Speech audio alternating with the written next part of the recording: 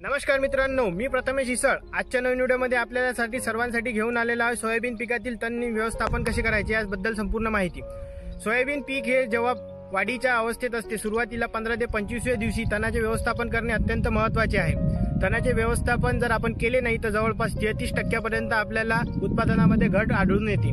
हे घट आपल्याला परिपूर्णता भरून काढायची असेल तर तण व्यवस्थापन अत्यंत महत्त्वाचे आहे। सुरुवातीच्या काळामध्ये आपण बैलाच्या सहाय्याने, ज्याला आपण फेर मारणे असे म्हणतो, बैलाच्या सहाय्याने आपण डवरणी करून घ्यायला पाहिजे। डवरणीद्वारे आपल्याला तण व्यवस्थापन केले जाते। त्याद्वारे जर तण व्यवस्थापन संपूर्णपणे होत नसेल तर तणनाशकाचा मारा करणे अत्यंत आवश्यक आहे।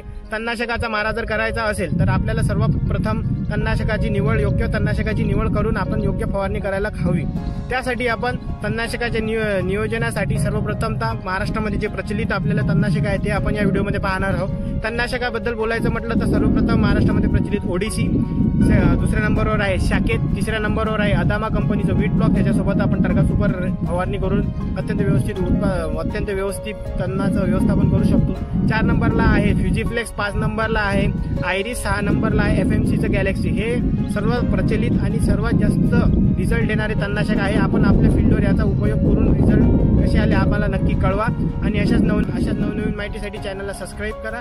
धन्यवाद।